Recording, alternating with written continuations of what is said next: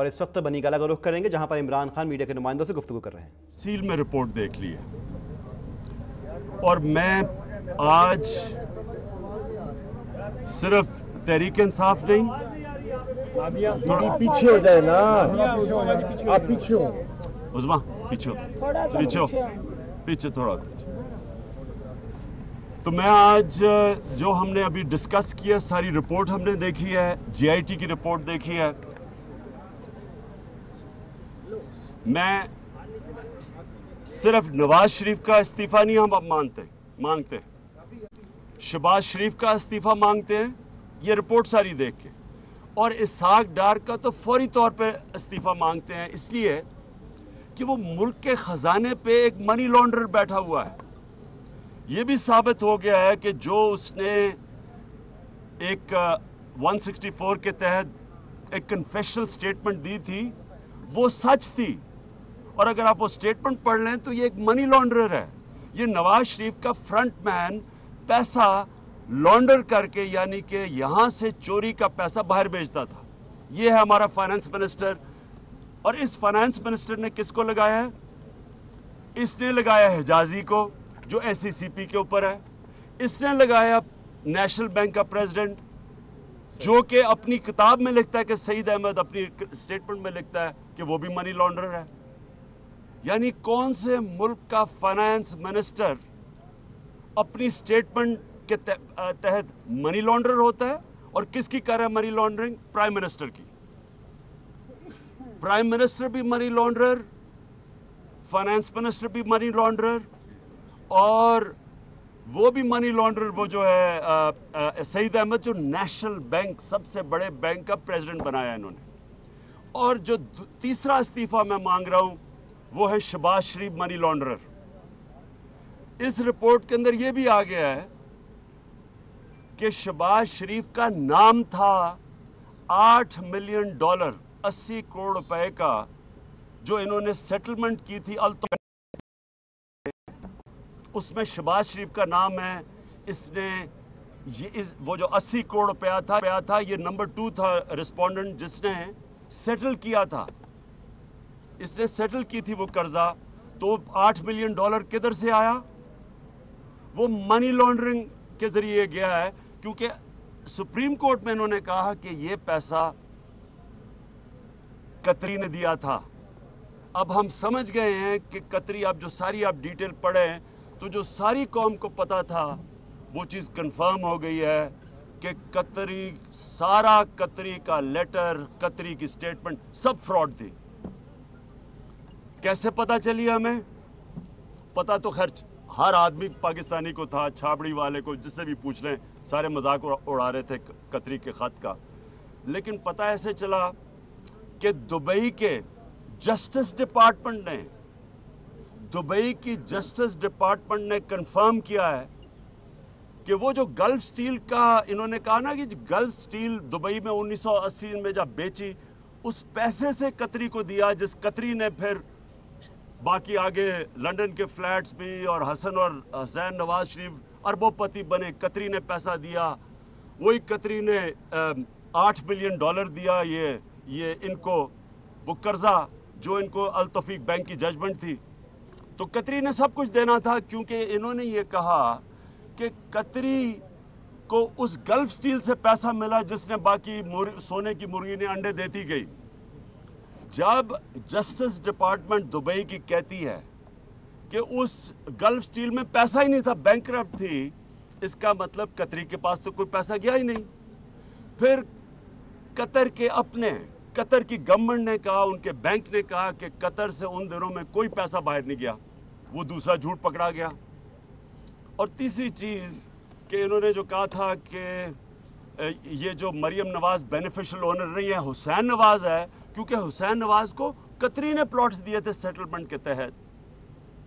تو اب تو پتہ چل گیا ہے کہ پہلے تو قطری کے پاس پیسہ ہی نہیں تھا۔ اور دوسری چیز، بی وی آئی نے ان کی برٹش ورجن آئیلینڈز کی کمپنی نے اٹیسٹ کیا ہے، جو کہ آئی سی آئی جے کی ویب سائٹ پہ پہلے تھا، اور انہوں نے عدالت میں جھوٹ بولا کہ جناب ہمارا مریم تو ہے ہی نہیں، انہوں نے مانا ہی نہیں۔ جو چیزیں نکلی ساری دنیا میں، جو انکشاف ہوا پینما کا، ساری دنیا میں انکشاف ہوا، ایک آدمی نے, دنیا میں ہزاروں لوگوں کے نام آئے, ایک نے نہیں کہا کہ یہ غلط ہے یہ جو ICIJ نے ویب سائٹ کے اوپر انکشاف تھا پینما کا, ایک نے نہیں کہا.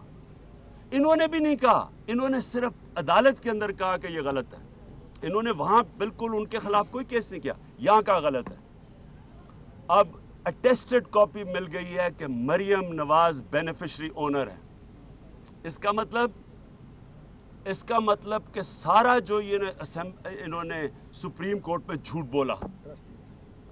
پھر انہوں نے ایک ٹرسٹ ڈیڈ دکھائی.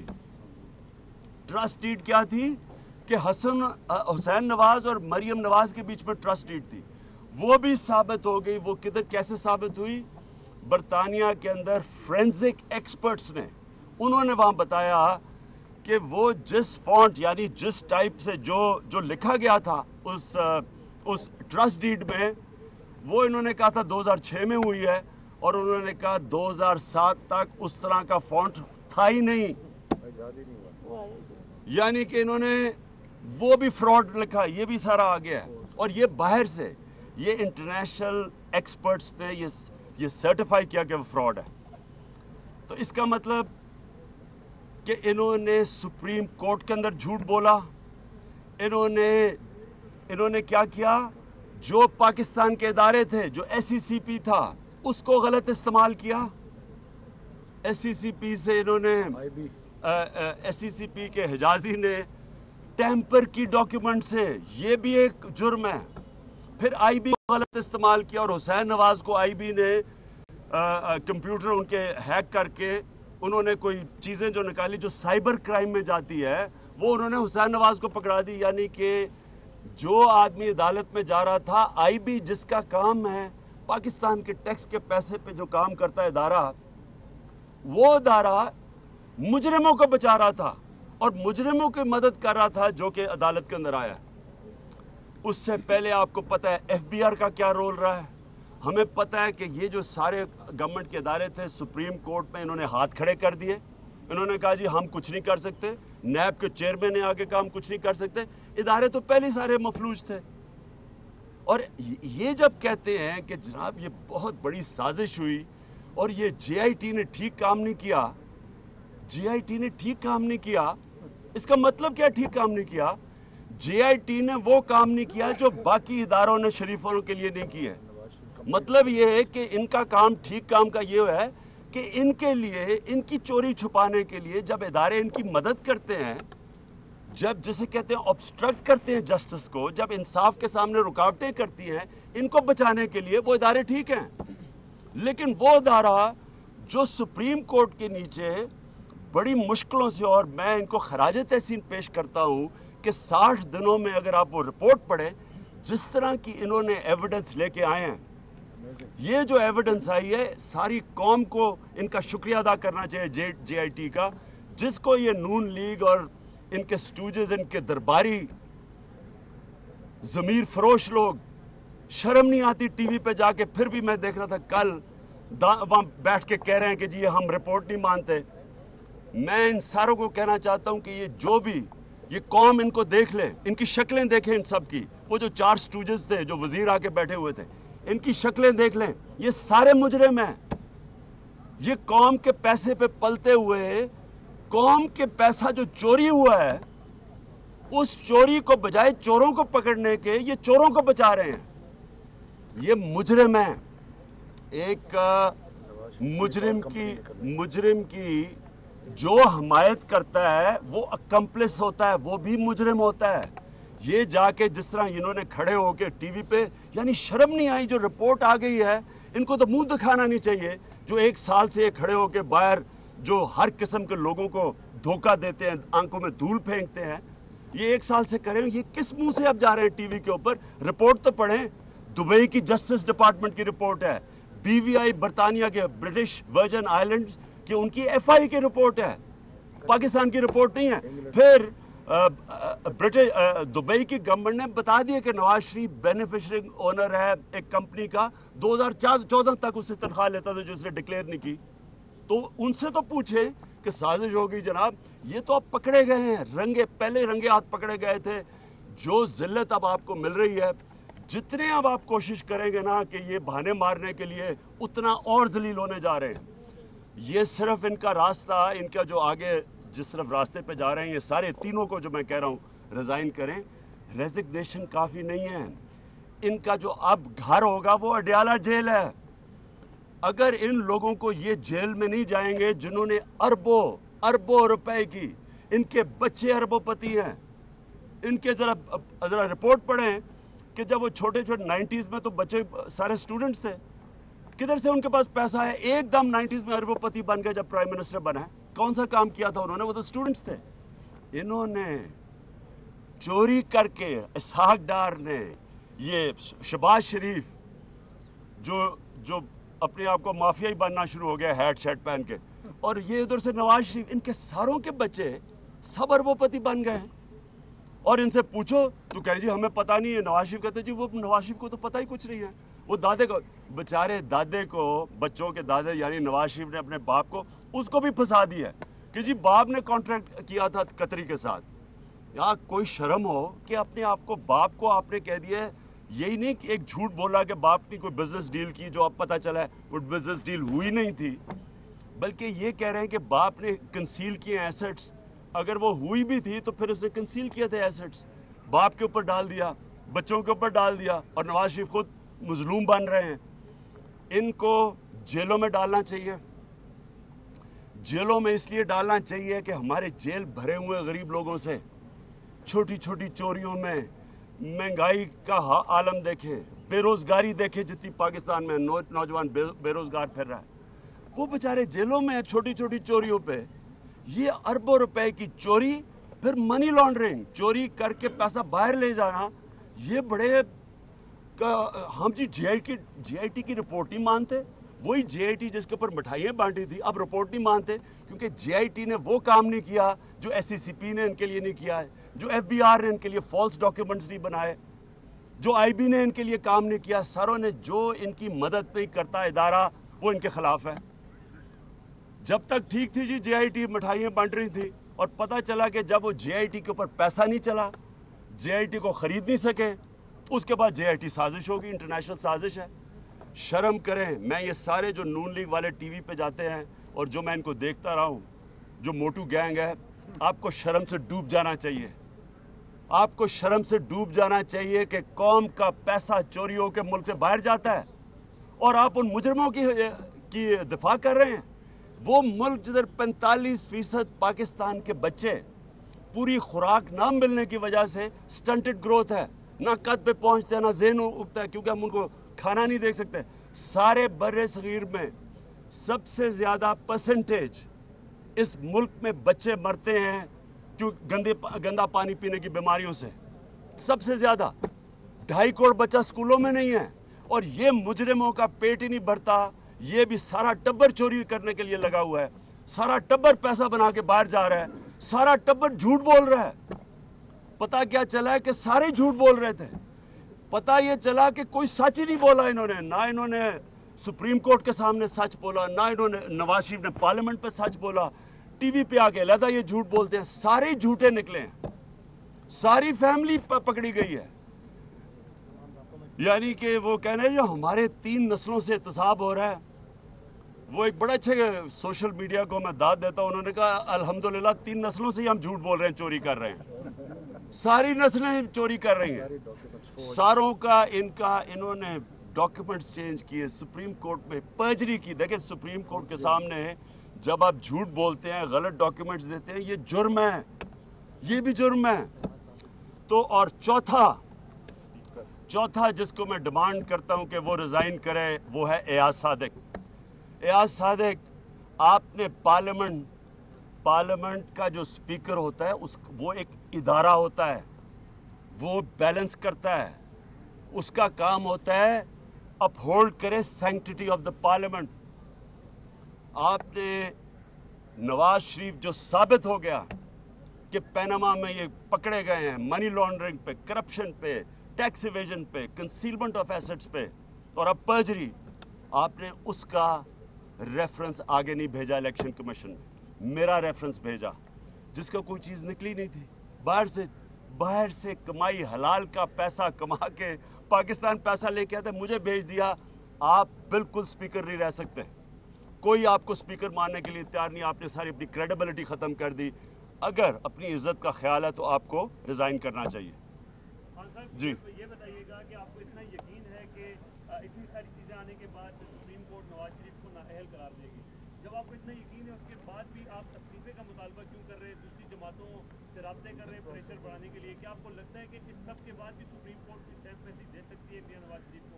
देखिए, जो हर ओहदे का उसकी सैंक्टिटी होती है, उसका एक रिस्पेक्ट होता है।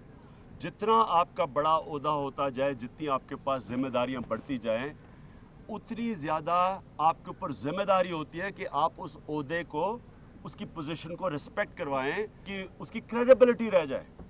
अब मुझे ये बताएं कि मुल्क का फाइनेंस मिनिस्टर है इसहाक डार, कन्फेस्ड मनी लॉन्ड्रर है। उन्होंने तहकीकात की कि जो इसने कन्फेशनल स्टेटमेंट दी थी वो सारी ठीक थी, यानी इसने काजी फैमिली, यानी ये पूरा फ्रॉड किया इसने नवाज शरीफ के लिए। तो जब वो स्टेटमेंट ठीक निकला ही है, मुझे बताएं क्या इसको पाकिस्तान के फाइनेंस के ऊपर बैठना चाहिए, पाकिस्तान के ख़जाने को कंट्रोल करना चाहिए, पाकिस्तान के नेशनल बैंक को इसको ऊपर बैठना चाहिए, स्टेट बैंक के आदमी इसको अपॉइंट करना चाहिए? क्या वो आदमी जो एक मनी लॉन्ड्रर है, फ्रॉड है, पढ़ें तो सही जो उन्होंने इसहाक डार के बारे में लिखा है और तहकीकात की है। तो इसलिए एक उसको जाना चाहिए, दूसरा वो शोबाज शरीफ, उसको इसलिए जाना चाहिए कि उसका तो डायरेक्टली नाम आ गया है, वो तो सीधा सीधा पकड़ा गया उसके ऊपर कि मरी इन्होंने $8 बिलियन दिया है वहाँ इंग्लैंड में सेटलमेंट में। तो कतरी एक्सप्लेनेशन था, जब कतरी नहीं रह गया, जब कतरी का सारा फ्रॉड निकलाया, तो इसका मतलब मनी लॉन्ड्रिंग के पैसे से इन्होंने वो कर्जा वापस किया।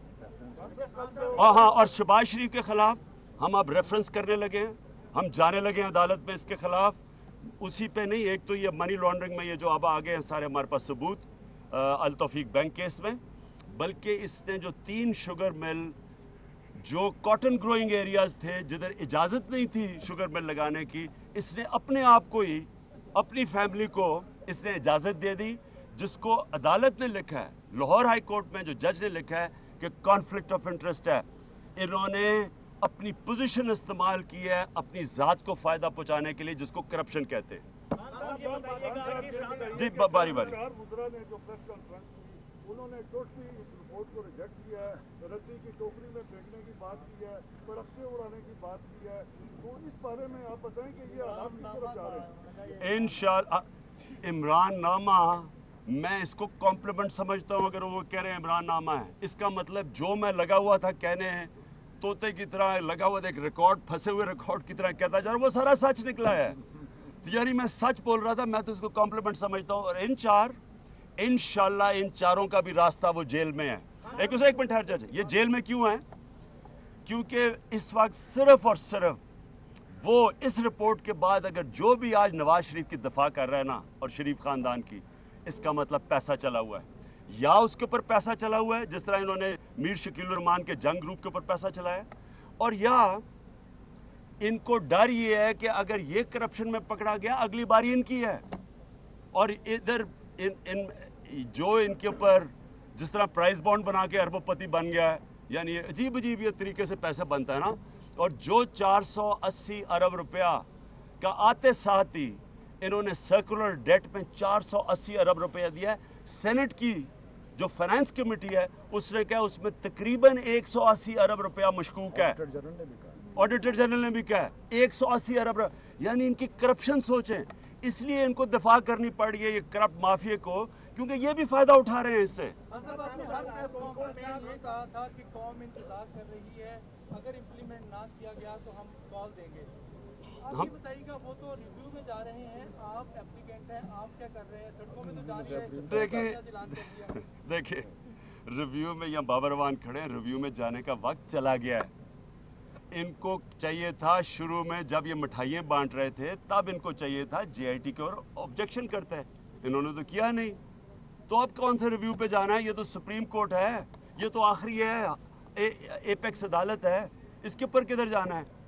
इसलिए हम सिर्फ देख रहे हैं, हमने आज फैसला किया, बल्कि बड़ा ही प्रेशर है पार्टी की तरफ से, पार्टी सारी आना चाहती थी यहाँ खुशियाँ बनाने के लिए, क्योंकि ये पाकिस्तान में बहुत बड़ा एक चीज़ हुई है।